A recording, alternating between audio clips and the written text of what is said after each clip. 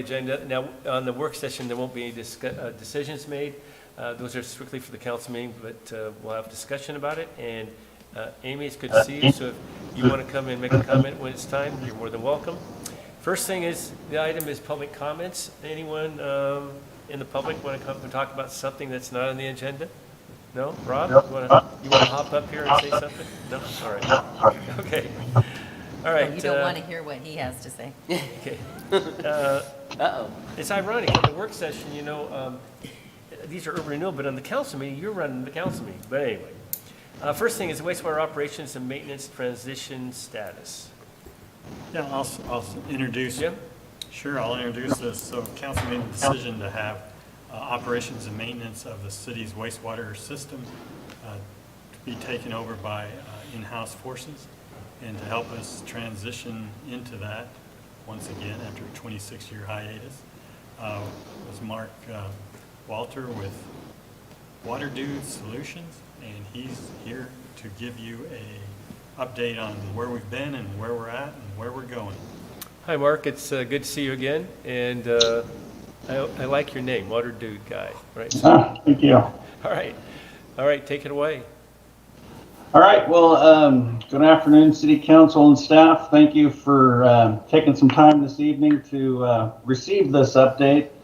I'm very excited about where things are going and excited to share. So I'll get right to it. So first off, wanted to thank the transition team for contributions and efforts, and thank the city staff who've been supporting this team. You know, it's a lot of work, and we're just getting started, and so it's been real nice to get this level of support right out of the gate. And as you'll see in the next few slides, we're making quite a bit of progress. And also want to acknowledge Jacob supporting our efforts to date in helping with getting the wastewater asset and operational inventories identified. So activity started in mid-January related to the wastewater system transition. There was a little bit of work that we started in December relative to collection system transition, but got wheels up and full speed in January on the wastewater system transition.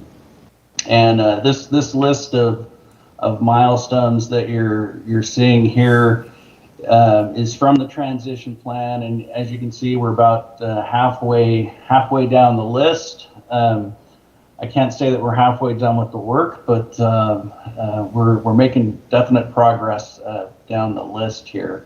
There's a number of activities that you don't see in that completed list of items, including development of the operating budget and development of job descriptions for 17 staff, as well as identifying vendors for the lab and CMMS software. So both of those things, you know, in a regular operating business would, you know, some of that stuff would take years just on their own. So I would say I'm pretty pleased with the progress we're making today. Let's see. So just kind of a couple slides here to update you on some transition activities. Again, after the budget was updated, we moved on, or I'm sorry, once the operating budget was developed, we moved on to recruitment and software systems. And the superintendent position is still, recruitment is ongoing. We have treatment and collections and maintenance supervisors interviews this week with some highly qualified people that we're interviewing. And then the staff positions are in line to begin advertising within the next week. And then software procurement, we're finishing up on the procurement end of the CMMS. So the CMMS is the computerized maintenance management system. So that software is really the kind of the key business software system for the wastewater system, if you will. Has all the inventory, maintenance schedules, maintenance history, life cycle information in it. So we need to get a contract in place with those vendors, and then transfer the database from the Jacobs database to the city's new databases. And again, Jacobs I guess it's a couple weeks ago now, so in mid-March they provided an up-to-date database for both systems so that we could get started. The photo on the right here, Risha Mitchell with the city developed that, and we've been circulating that everywhere. We haven't started putting it on light post yet, but we've been getting it into social media and local conferences so that people in the industry are aware of this opportunity. So a critical element of the this whole transition is to get facility and business plans in place. So we're working on those. The city is currently reviewing emergency response plan and the customer service plan. And we're developing the safety and security plan. And then following those, we'll begin work on the wastewater system operation plan. And the wastewater system operation plan is kind of a playbook for the first year so that the new staff can kind of hit the ground running July 6th with kind of maintenance schedules and what they'll be doing. The operations and maintenance plan will be in a draft form, and the reason for that is that we really want to have input from the new superintendent and supervisors on some of those how those elements are implemented. But again, that'll be a playbook for them to kind of fill in the blanks, if you will. And then that's followed by performance management. So we'll work with the management team to develop key performance indicators and things like that so that they can share it with you all. And these will all be in place again in June prior to the July startup and support training and onboarding of staff. So that moves us into the onboarding part. Again, this will be happening, probably April, May, and then into July. Again, coordinating with Jacobs and getting staff trained. And then towards the end of the process, June, July, we'll start kind of going through the transfers, getting the operating supplies, establishing chemical inventories, getting status on all the equipment in the systems, notifying regulatory folks and vendors on the transfer. And again, both the city, I was down there a couple weeks ago to do kind of an initial inventory, kind of get a lay of the land, and both city staff and Jacobs were very helpful in establishing that, and the information that we obtained from that visit will kind of help streamline our efforts in June. So with that, I will take questions. I can't see y'all, but I can hear you, I think. So how's our recruiting process going, Mark? I mean, I know that Jacobs had trouble maintaining employees, and so I was concerned about how our staffing is going. Yeah, I would say, it's the superintendent position. I think we only had a couple of qualified applicants to date. The team is looking at working with a recruitment agency to help identify that person and get them on board. I would say we're real fortunate right now this week to be interviewing 5 people for 2 positions for the wastewater treatment supervisor and the collections and maintenance supervisor. And all the folks that are interviewing this week are very qualified. So I would say I'm feeling really good about that. And then on the staff end of things, really don't know yet because we haven't started the advertising, which we'll be doing this in the next week or so. So, that's about as much as I can share. Relative to Jacobs keep maintaining staffing and having a lot of turnover.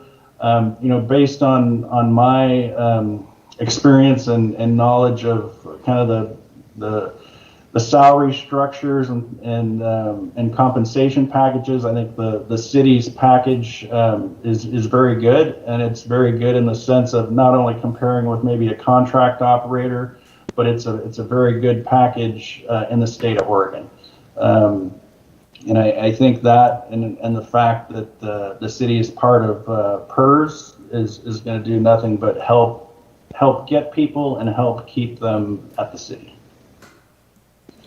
Okay, Hey, Mark, to follow up on Go ahead. Mayor Benetti's question, if we do not have a supervisor, a superintendent in the position by July, do you think that would be detrimental to the city taking over the services?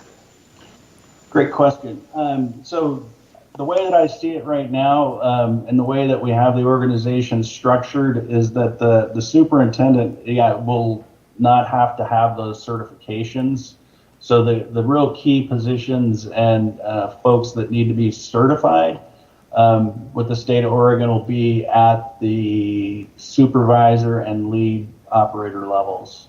So I'm feeling, again, really good about how we've got that structured. And Thank you. Yeah, you're welcome. Another follow-up question. You mentioned the compensation packages for supervisors and staff positions. Are we comparable on the superintendent's position?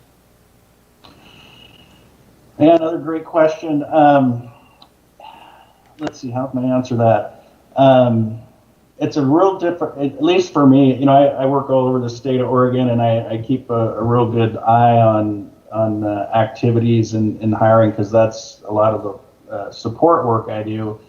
And the compensation packages vary widely, depending on the location of the city, kind of where it is. Yeah, I mean, there's just a lot of variables. And when I say that, I'm talking specifically about, say, a public works director position in Myrtle Point. Let's see, Myrtle Creek. Myrtle Point's on the coast. Myrtle Creek is on I-5. Their packages, and kind of, I guess, even responsibilities are a lot different. But, again, it's hard to compare, I guess, is what I'm trying to say. And even with that inability to kind of do an apples to apples comparison, from what I've seen in the last 3 months of job openings in the state and compensation packages, I would say that the Coos Bay offering is in the upper 70%. So I think that's a good thing.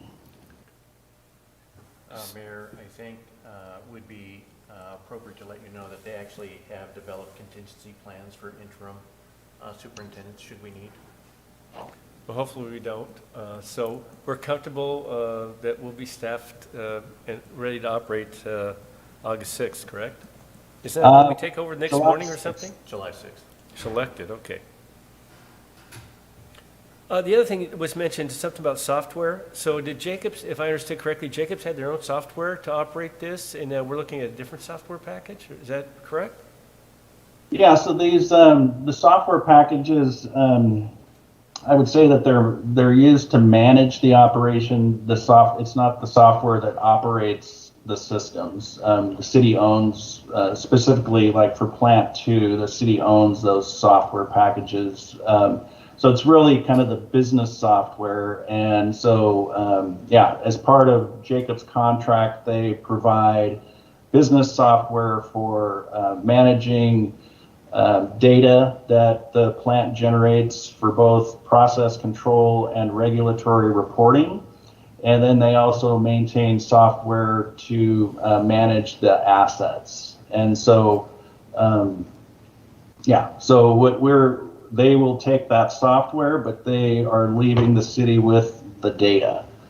So we take that data and we upload it into a city purchase software package. Does that answer your question? So there won't be a problem operating Plant 2 because it has its own software, or we're Right. Yeah. Exactly. Yeah. So there's again, they're two different systems. Trying to think. So there's two software packages that we're mentioning: the CMMS and the Hawk WIMS. I would make those more similar to like QuickBooks for a business. You don't need QuickBooks to run your business, right? I mean, like the business part of your business, but QuickBooks takes care of all your finances and expenses and things like that. So I don't know if I'm making the right analogy, but yeah, the software systems for Plant 2 specifically, again, the most advanced system that in the Coos Bay wastewater system is owned by the city already, so that's not going to pose an additional cost. okay. Yes, you want to add? Well, I was just going to say that Jennifer, the city's engineer, is the lead on our side of the team, and she may have additional information or be able to answer questions for you. I think Mark explained it really well, but everything at Plant 2 with respect to software, the city owns, and so that's not going to change anything operationally. All right. We're just talking about software to manage work orders and assets along with our lab. Okay, all right, thank you. All right. Anyone else, questions? Well, Mark, I think that's all our questions. We look forward to talking to you again and hearing that we're fully staffed and ready to go, but, so thank you so much for your time. Absolutely, And, absolutely. Well, I'll bring balloons with me. okay, All all right. right. Water balloons. There we go. All right. Well, thank you all. Thank you. Okay, the next item on the agenda for discussion. I have just one more question Sure. on that.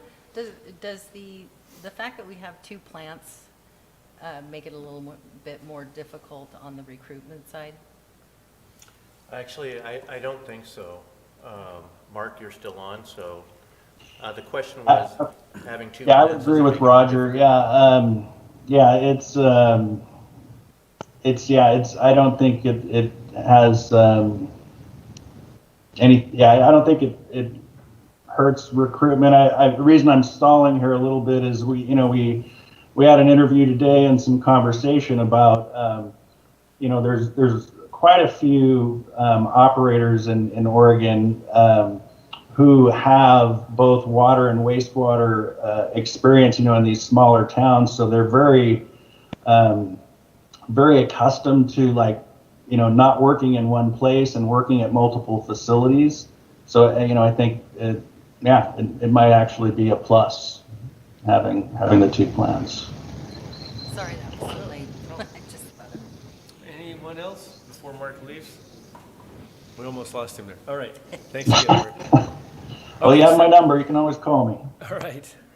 The next item on the agenda is a proposed Vasata grant for 385 and 399 South Broadway. Jim, you want to give us a, Sure. Give you a quick summary here. please? We got two applications from the owners of Tower Motor Company for the request of an urban renewal improvement grant for their collision center and body shop building located at 385 and 399 South Broadway. They propose to replace the existing cedar siding with metal siding and trim, and I think there's information attached to your report showing that material. Last month, the design assistance team did review the project and recommended approval of the grants as submitted.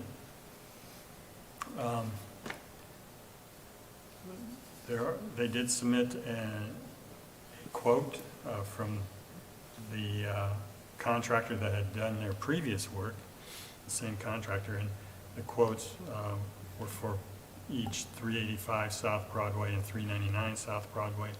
The quote for 385 South Broadway was $95,103.25, and for 399 South Broadway was $98,806.25. As far as the budget implications, there's now unencumbered in the facade line item, $31,624.46 unencumbered. So approval of grant funds above that amount would require approval of a supplemental budget. Well, and that's not a problem, right, Nicole? Roger? And So we'll what- come back to you in next month to formally consider this request. So what would the city's portion be on this?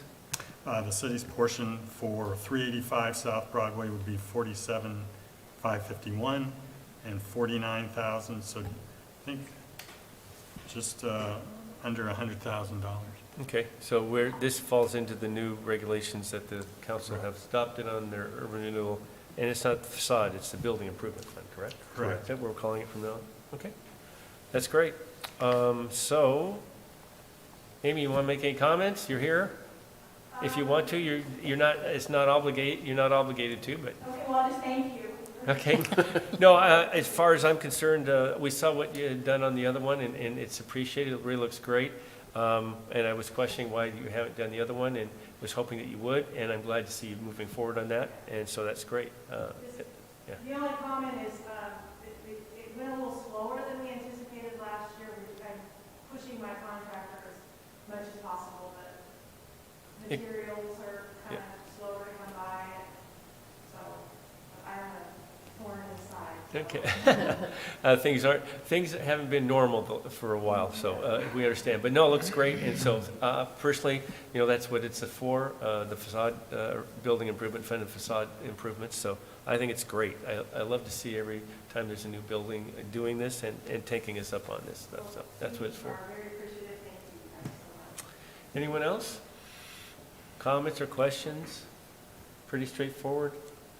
Well, thank you for coming, and we appreciate it. We look forward to seeing it done. Yeah, I'm probably going to scoot out. Okay, I don't blame you. Have a good evening. Enjoy the nice weather while we have it. Thank you, Amy. Uh-huh. Okay, the next item. So, if I could just ask a quick question. So, if I understand this correctly, we would, if we approve this, we would need a supplemental budget. Correct. And I'll let, So, Are as we, it's- are we okay? Do you have, If tomorrow, all of your approved facades or improvement program grants came in with all of their documents ready to pay, we would need a supplemental budget. Because we know some of them are delayed, we have a little gap in time to watch that, so we can do that before the end of the year. It's likely some of these may carry into next year, which will then become part of our carryover, and we may need to think about increasing those funds next year. so just merely approving this at the next council meeting does not necessarily trigger a supplemental budget? It doesn't. If we felt like they were going to be coming for funds soon, I'd want to do ones, because Okay. we can't pay those funds until we have appropriation authority. Okay, because when we get to July 1, we're moving into a whole different Yeah, so we're gonna start the pot over budget. again, Yeah, okay. But we're gonna bring these ones that we've already approved with us if they haven't been finalized, Sure. so. And then we bring that over with the carryover, correct? Yeah, if And there's so, any unspent. even though we say they all came due, and we only have $31,000 left, we do have enough money to make the supplemented budget and pay it, though, Yes, either way. correct. And that was my other question was, is there some place in the budget that you can take that from, that we can pass a supplemental budget? Yeah, we usually have a line item, I don't know if you all remember in the budget, but it's kind of this unknown what we're gonna spend the money on yet. Projects haven't been identified, and we have them both in downtown and Empire. So we can always borrow, switch money from there up into the improvement program. And then if there's other line items, say that we aren't going to be doing those projects, it's been delayed, it's not a priority, we can do the same thing, take from that line item and put it into the facade.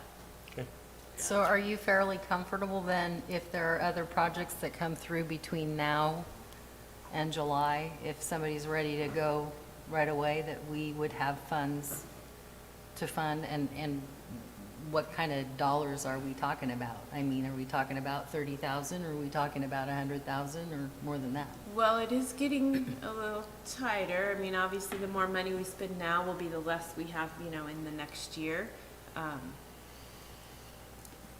But I think we're comfortable. Obviously, we can't do some big projects. We want someone to come with a big $200,000 ask, maybe. But we do have capacity to handle this, and then, several smaller ones. Yeah, we do anticipate another request coming in for the Tioga, as we've talked about in the past. But in effort to aid the council and to give a visualization on where we're at, we're actually creating a chart on what grants have been approved that weren't completed yet. And so you have an idea of what's been allocated out or approved versus the budget and what's been paid off. And I have that started. I just don't have this in there yet, so. Okay. I know of some others that are talking about it, and they're probably gonna come before the end of this fiscal year. And that was my concern with raising anything, because there's a lot of smaller projects add up to a lot of money. And they can make or break a project. They don't get the smaller ones. So that's just my concern. Yeah, I don't think it's a problem from what they've said. I mean, we might be bumping up against our next year budget if that became a problem. But still, remember, they have to finish these projects because they have to pay, and then after it's done and completed, they come back for reimbursement. Right. So just because of projects, we've given the approval, if we do next council meeting with like Tower Ford, maybe the Amy's, it's going to take time. And I don't think they'll finish that project before we're done with the budget, this And budget that's a cycle. good point, because Right. that's two So- very large Right, bids that Right. got there. They may not get both of them done. right. And like Nicole mentioned, there's some that we've already approved that there's a possibility they won't even get finished in this fiscal year. So, Yeah, okay. Yeah, so I'll watch that, and if, the next supplemental budget we do, it may be that we just put that in there to give us that comfort level, but right. But a supplemental budget's not a problem. nope, Okay. nope. Other comments, questions, concerns? It's a big one. It is. As long as Nicole's not nervous, then we're probably all right. If we start pushing too far, then you'll see her get nervous. But all right. So this will be the first of the expanded ceiling limit on our 50/50 facade improvement, wouldn't you say? Rogers? Under the new plan, that's correct, although you have approved several over that amount, such as the Tioga and the Boys and Girls Club. Yeah. Yeah, that's true. So, and that's the other one. I don't know if the Boys and Girls Club will be finished in time, will it? Right. It will? I don't know if they'll be finished I in time. don't know if they will either. No, They're but working.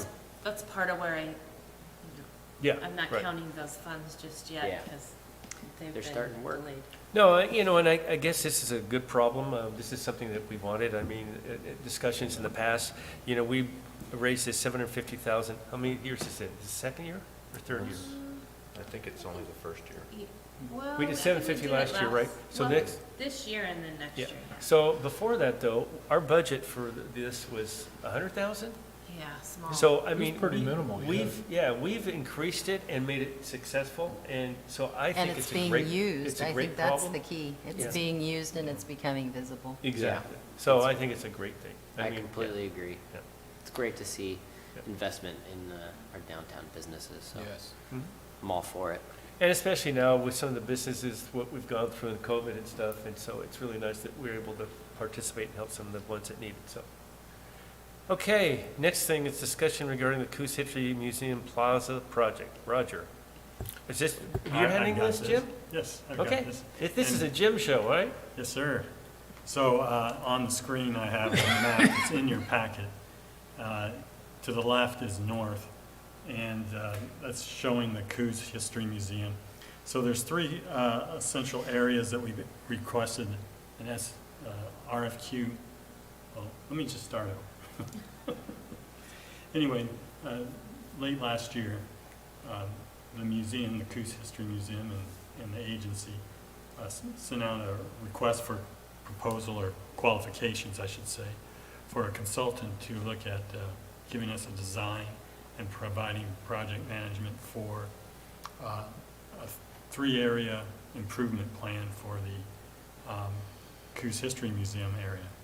So on the map, in the green is the plaza area, in the yellow is the boardwalk area, and in this gray-blue area is the kayak launch kind of area for them to consider design for us. The team of the museum staff and board members and city staff selected Cameron McCarthy Landscape Architecture and Planning of Eugene to provide these services, these design services.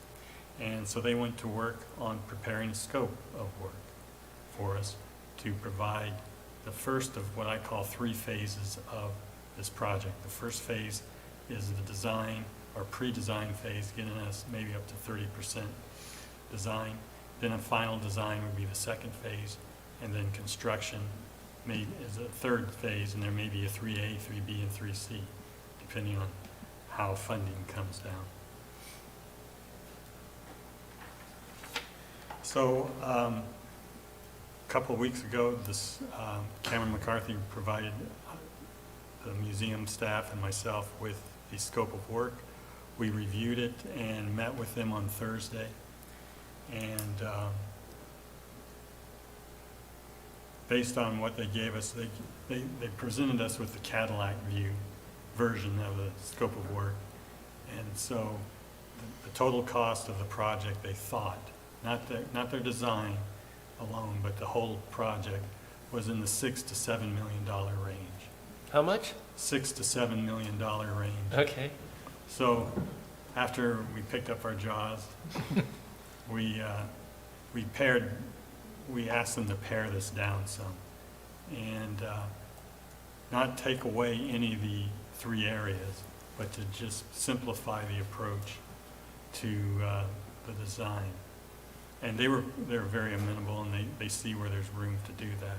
And there was also some other items that they could streamline and maybe make use of existing information that was already prepared for building the museum building itself.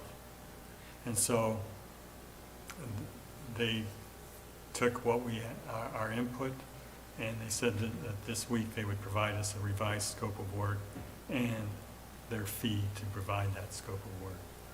And so after that, then we'll start contract negotiations and come to the council or the agency for your approval of the contract and the amount. So for clarification, we're going to pay for the contract for the design on this, right? That's correct. But there's never been the intent, from my understanding, that we would go ahead and fund the plaza at the museum. I mean, that's something, I guess, that we could do if we wanted to, but that's never been a commitment that I've known about. Am I right? That's correct.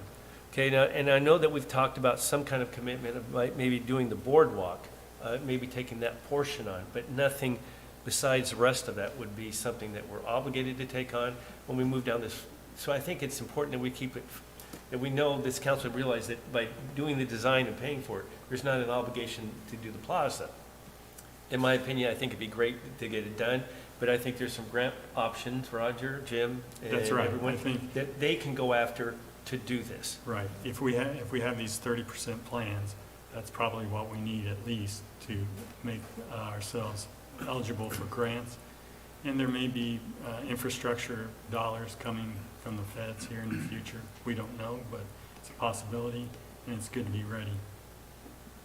When you say they can go after grants, are you talking about the History Museum? Correct, Coos History Museum. So that, I mean, I guess that's their project to go after. It's not the city's. I mean, if something comes along where it's, I mean, for us, I think if we can get some grant money and whatever, you know, our portion that I would like to see us do is the boardwalk. I know like the kayak area launch, we're talking about, didn't we talk about ODF and W, right? Trying to get a fund from them. I know TSOC also has been funding some kayak launches, and so those kind of funds are available for us to develop those things. But the plaza area would be something different, I think, so. So And the- even, and maybe even the boardwalk would be something for them to do if they can get a grant to help, so. So is the kayak launch area, is that city property or is that part of Coos? No, I believe it's part of the museum property. That's correct. It is, okay.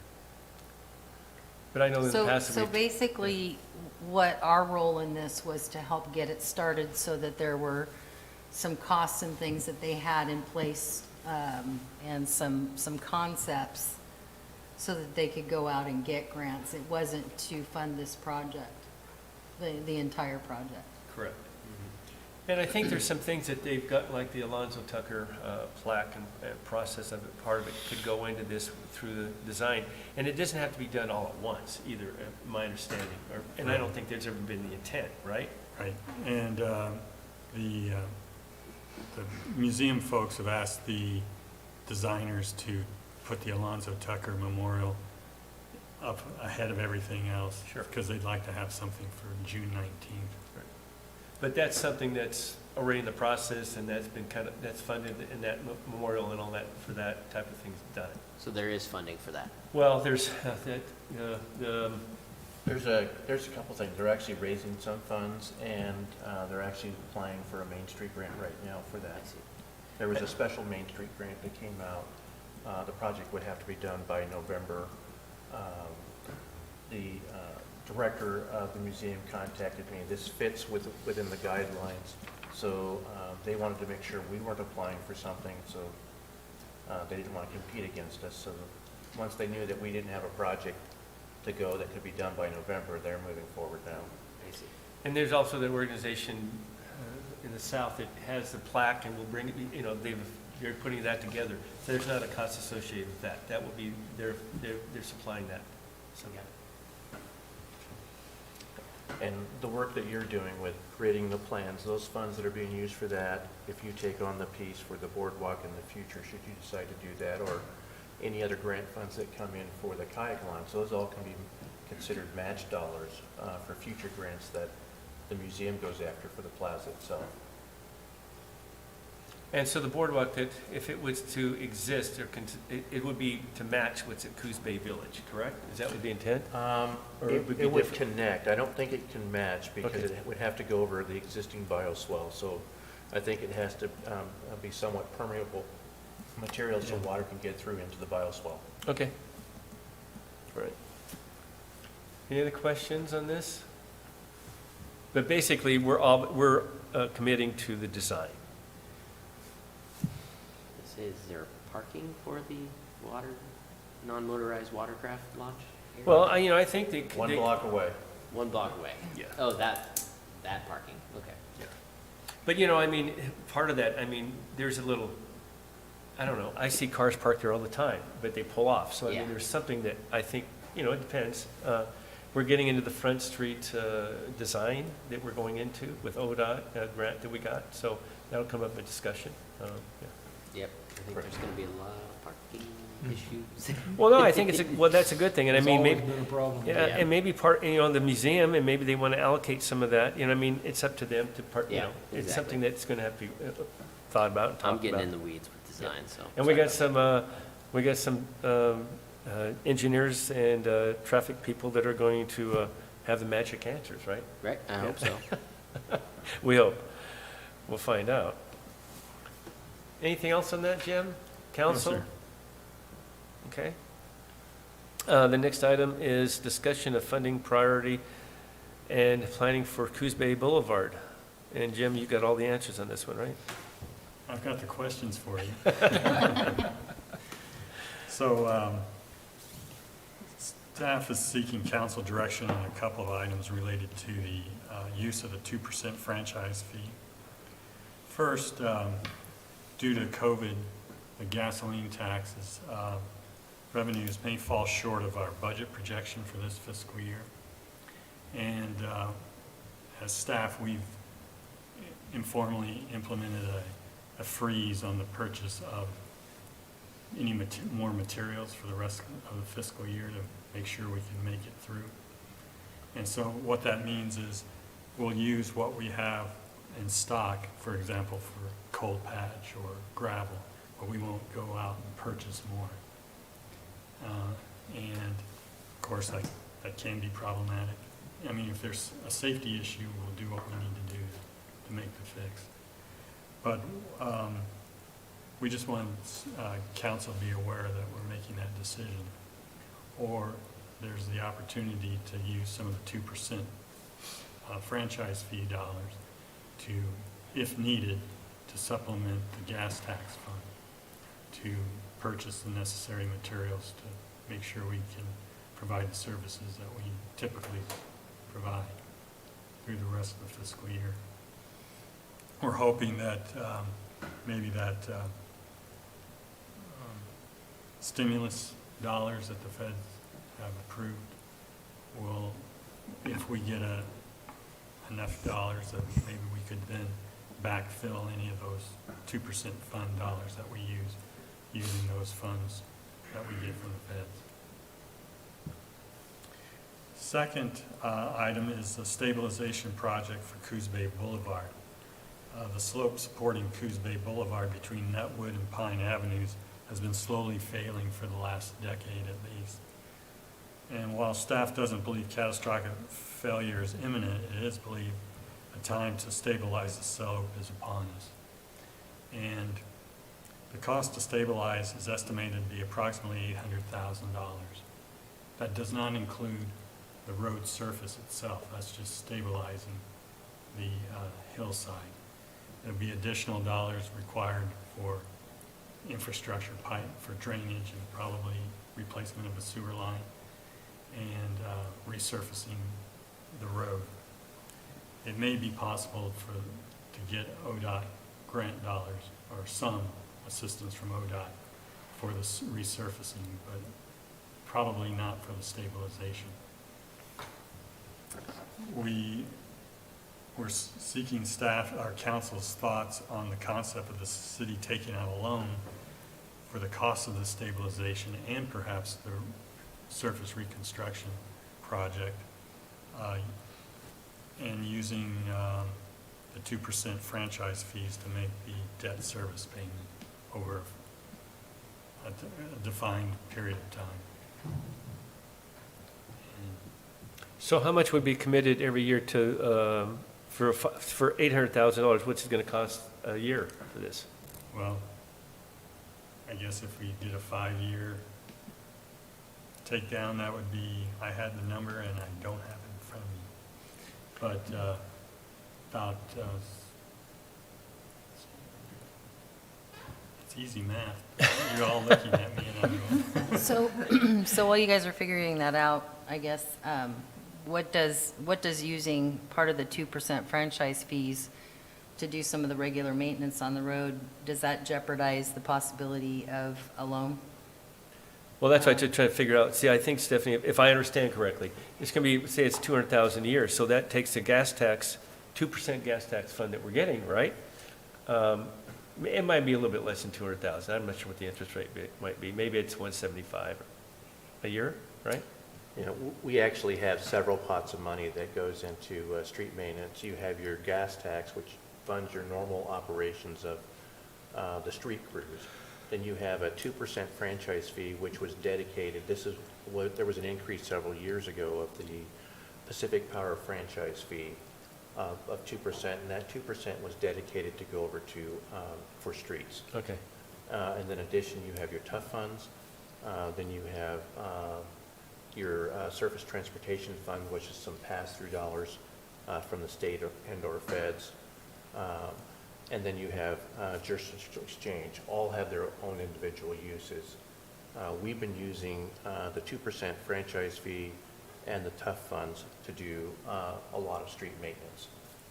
So in essence, we didn't think we wanted to use the TUF funds for stabilizing the hill because that's not consistent with what the council said you were going to use the TUF funds for. The street, or the 2%, that's still consistent because it is, in essence, road maintenance. You're preventing that hillside and that road from collapsing. So we think that that's a better option. The other option is, to be honest with you, we've tried to get emergency funds from the state to take care of that road. But unfortunately, the state says, well, we have emergency funds, and let us know if that road fails, and you can apply, and we'll go. But that's an alternate route to the hospital. Well, I was just looking, I just drove over it and was looking at it the other day, and quite honestly, I wouldn't want to be in one of the houses at the toe of that hill right now. I think we have a big issue brewing there. You know, And it is an important route. Yeah, I really believe, since this report was written, that we will probably see some of those American Recovery dollars or the stimulus dollars coming in. And while we don't have all of the guidelines, in fact, we're waiting for the bulk of the guidelines to come on how they can be spent, we do know that a proper use of some of those funds can be to make up for funds that we didn't receive because of COVID, and gas tax dollars is one of those. So I think we're going to be fine on the gas tax once we get American Recovery dollars. I don't know that we'll get it this year. It might be next budget year. It's going to be tight, but we have to be careful on how we use those funds, and because we have till 2024, and we don't know how long the impacts of the COVID issue is going to be with us. So moving forward with this, does that jeopardize using those recovery funds? I mean, can you legally say, well, we fixed it, but we're going to take this money now and put it back in that 2% fund? No, we'll be able to pay ourselves back for already impacts, Okay. based on what we know today.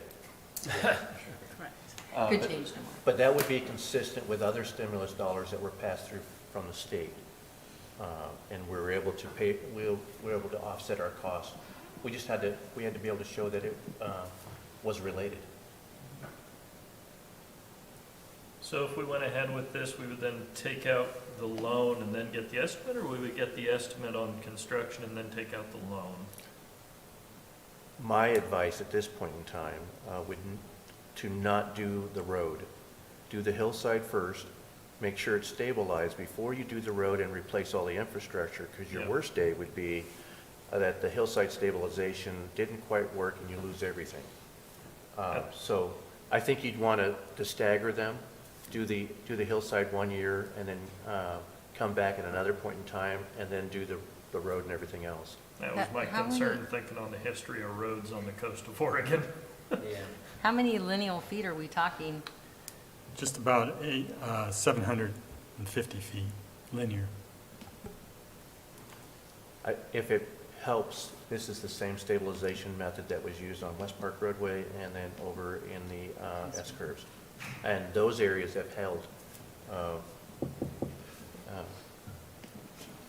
It's been nice. There's a lot of coming in knocking every on year. wood here today. Yeah. Yeah, it seems like every year or every other year, we were coming back to do emergency repairs to West Park Roadway.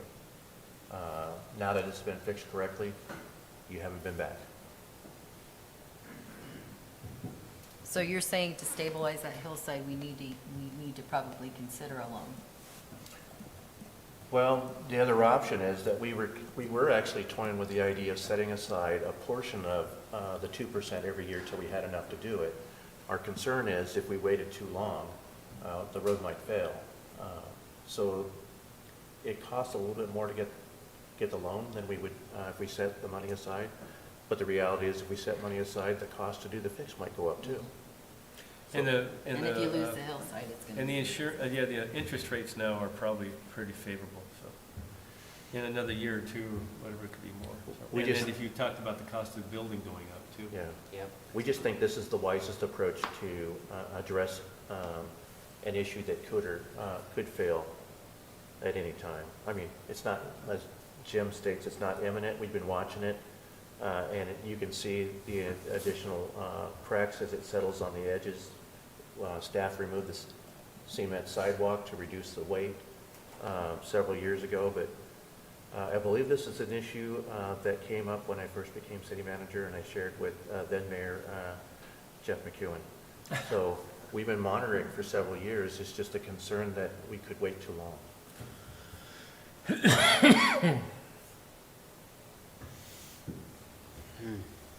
Well, my personal opinion is we don't want it to fail, Yeah. because then we're gonna be doing it all at once. I think we need to stabilize it. I would agree. And if we stabilize it, it's not something that people are gonna be driving over gravel to. There'll still be road surface there. That's correct. Because the road surface will be something later on. Correct. And we'll try to get a grant from ODOT, hopefully, to take care of that. So what's the term of the loan? How long? They said 5 years is what they're. I think that's what finance will actually investigate and be able to bring back to you. All we're looking for tonight is consensus. That's the direction that we can look at, and then staff will put some time in to bring back some options for your consideration. So we have a number of large projects like this that need to be done all over the city. Is this gonna be, like one at a time? So this one, and then 5 years from now, we'll tackle the next one? Or how does this long-range approach gonna work? Well, you can do it a number of different ways. I mean, the reality is if you had some other large actual street improvement projects, there's nothing that prevents you from using TUF funds, or a portion of your TUF funds. You just got to be strategic, because some of your funds you're going to want to keep in abeyance for doing potholes for emergency repairs. Right. In addition, you have urban renewal funds, which you are actually already doing this model for an urban renewal project. Instead of setting money aside to take 4th Street, you chose to actually go out and get a loan so you can get that project done. So I Maybe the think same you're going thing with- to yeah. piecemeal some of those. We did that with urban renewal funds there. But it was. Yeah, a- there's so many large projects. I know we can't, if you sit back and try to put the money in the bank, it's gonna take forever. But at the same time, you can't borrow forever either. So, I'm just trying to figure out what's the long-range plan for all these big projects? Have you got an idea of how you're gonna line those up? No, and I think that goes with your council goal that's currently in place of coming up with a 5-year plan. And what are the highest priorities, and then what method of financing can you use? Can they be done a little bit at a time, or do you have a big project that's going to have to require some not creative financing, because I know auditors don't like those words. Creative finance. Yeah, and not every project in an urban renewal district, so, you gotta figure out ways to be creative with, you don't wanna borrow and get in such deep debt that you don't have any, your debt service is so high, you don't have any money left to fix the potholes or the emergencies. Well, that's where I was going with this, because we're talking about, You're close to $1 million. you're talking about putting a kind of a moratorium on using any of those funds that we would do for things that crop up Right. now through the end of the year. And those are things that impact people daily.